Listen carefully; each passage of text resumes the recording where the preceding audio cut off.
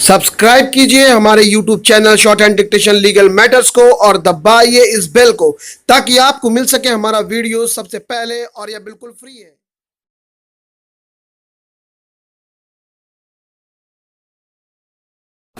Ready, start. Under the second 5-year plan, the government want to start junior technical institutes, but so far the education department is not in a position to know what type of junior technical institutes are going to be established in the country. Every time we ask the education department to furnish us with the details of their schemes, the reply we get from the education ministry is that some officer of the department has been sent abroad to study this question, and only when he returns from abroad will they be able to finalize the thing. An officer of the education department has been sent to study these institutions in France. I think he must have spent 4 or 5 months in France, but the reply that the education ministry has given is that he could not study the entire scheme and he wants some other officer to be deputed to study. As I said before, under the second 5-year plan, we are to start junior technical institutes, but so far the education department is not in a position to give even the correct information to those private agencies which are there ready to start these schools.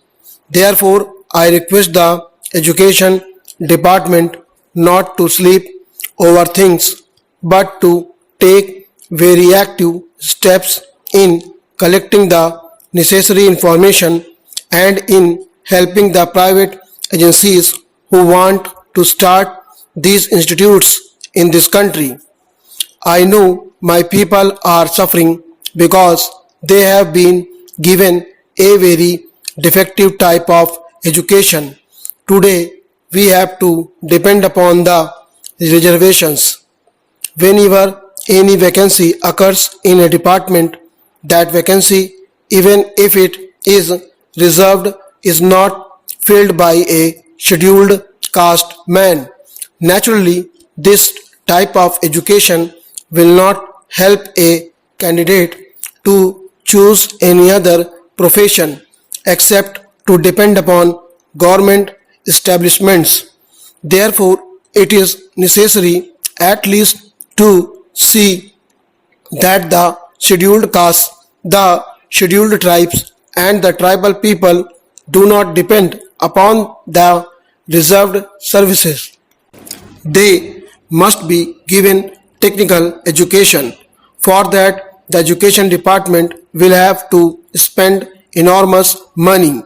I do not want government to simply waste money in propaganda against untouchability.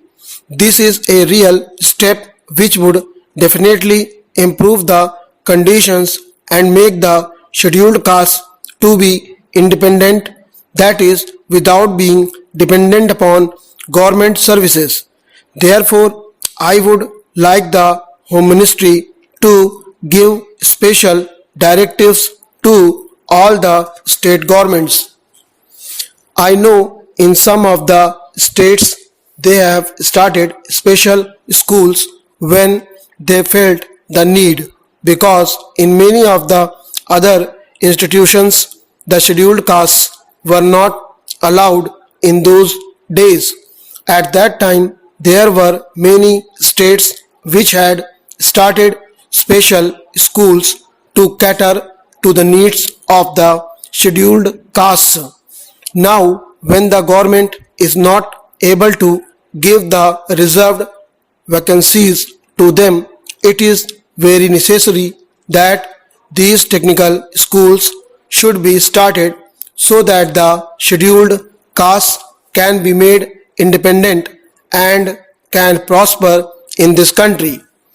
I join my friend in expressing satisfaction at the fact that the national income has recorded an increase of 18%, perhaps 7% more than the estimated increase. But I do not find evidence of this in any appreciable increase in the standard of living in the villages. I should like to know from the finance minister if this increase in national income is reflected in the general living of the people. Have they tried to find it out either by any simple survey or by any other method? We should know whether the benefit has reached the common man. As far as I am concerned, my own experience is that unemployment in the rural areas continues to be as high as it was before.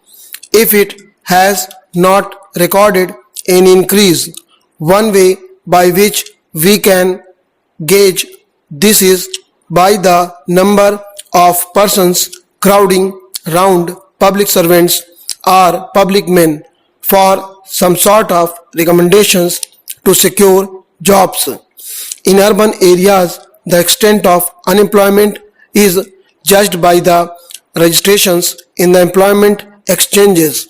I do not suppose areas, and I think our experience can be dependent upon to some extent for finding out the extent of unemployment.